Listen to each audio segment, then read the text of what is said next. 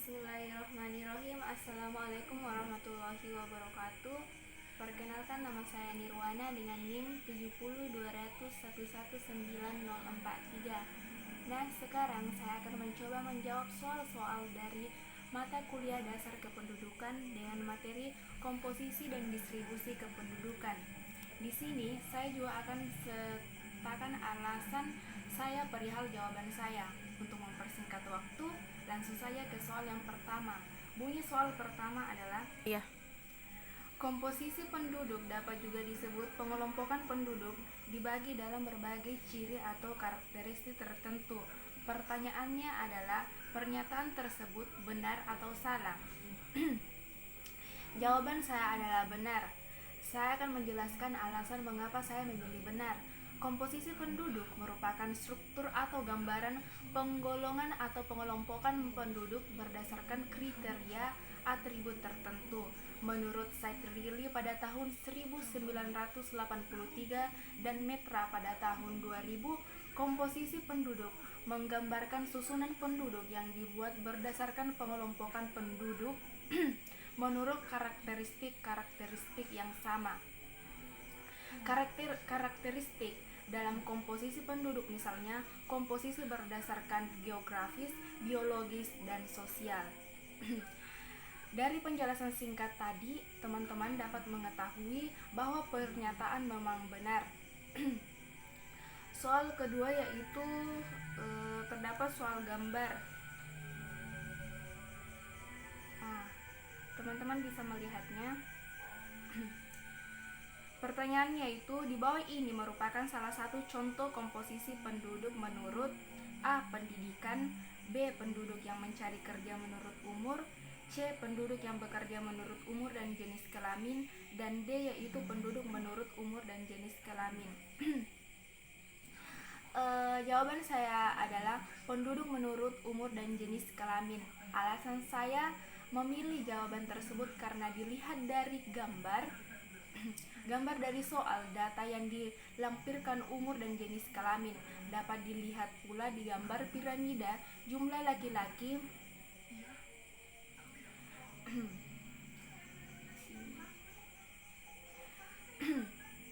jumlah laki-laki dan perempuan menurut umur dan jenis kelamin, di mana diketahui bahwa komposisi penduduk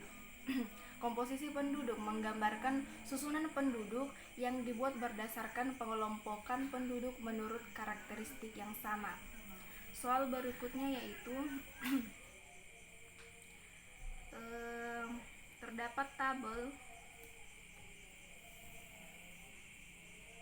Bunyi soalnya itu, di bawah ini merupakan salah satu contoh komposisi penduduk menurut A. Pendidikan, B. Penduduk yang mencari kerja menurut umur, C. Penduduk yang bekerja menurut umur dan jenis kelamin, dan D. Penduduk menurut umur dan jenis kelamin.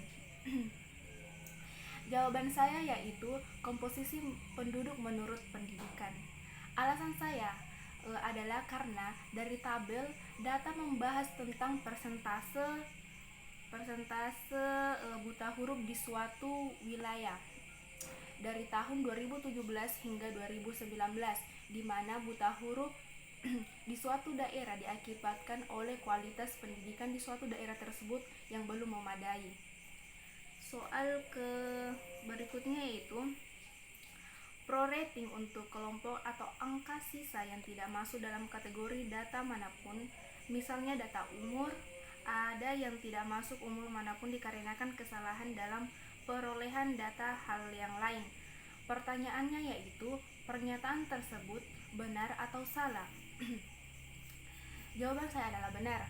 Alasan saya mengapa memilih benar, saya akan menjelaskannya mengapa.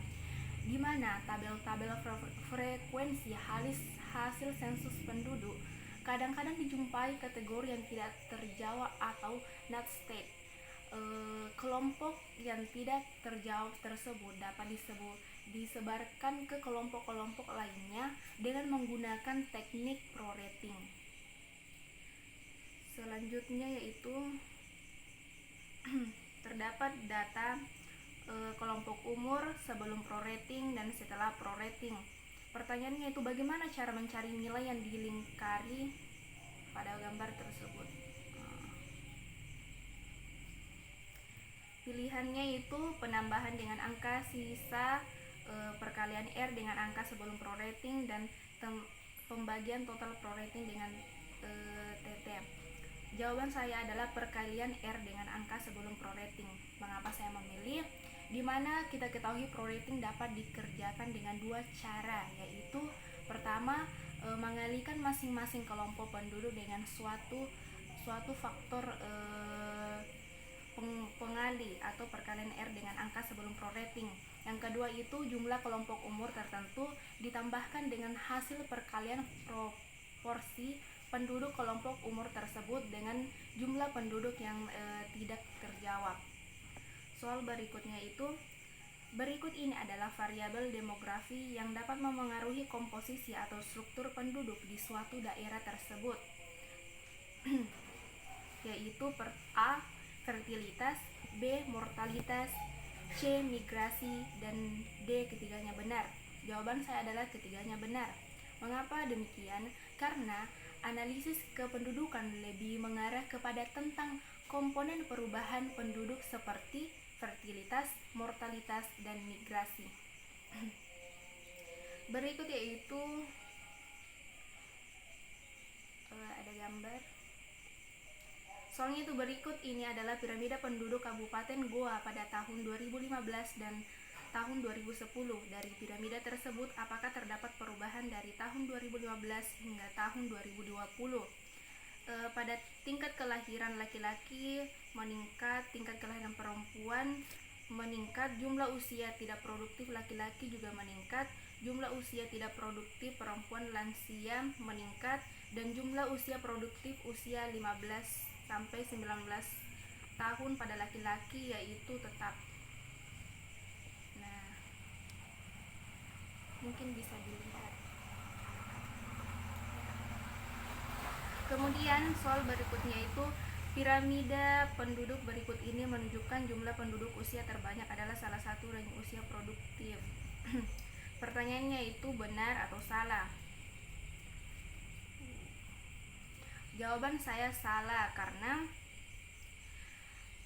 data di sini di mana jumlah produktif pada laki-laki itu 5 sampai 9 tahun, di mana kita ketahui usia produktif pada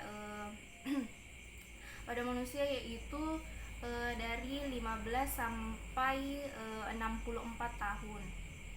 Kemudian soal berikutnya itu, pada tabel di bawah ini, mengapa kepadatan penduduk Kabupaten Goa lebih rendah daripada Kabupaten Takalar, padahal jumlah penduduk Kabupaten Goa jauh lebih banyak? Pilihannya yaitu tingkat kelahiran Takalar meningkat drastis, tingkat kematian Goa meningkat drastis, melihat pada jumlah penduduk menurut luas wilayah, dan tabel tersebut salah hitung. Nah, jawaban saya itu melihat pada jumlah penduduk menurut luas wilayah, di mana luas wilayah Goa lebih besar daripada luas wilayah Takalar. Teman-teman bisa melihatnya sendiri. Kemudian soal berikutnya itu,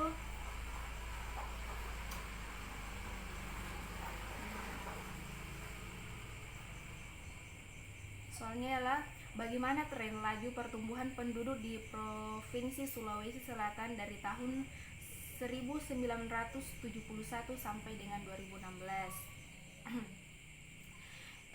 Pada fluktuatif terdapat di Sulawesi Selatan, di Sulawesi Utara menurun, di Sulawesi Selatan terendah,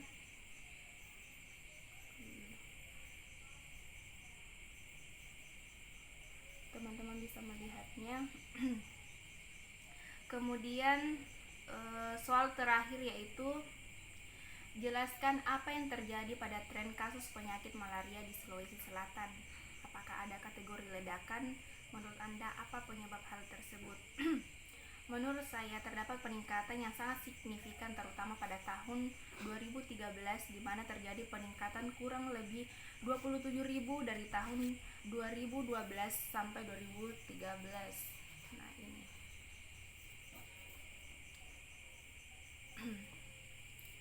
Baiklah, saya kira hanya itu yang bisa saya sampaikan, kurang dan lebihnya mohon dimaafkan. Wabillahi taufiq wal hidayah. Wassalamualaikum warahmatullahi wabarakatuh. Bye.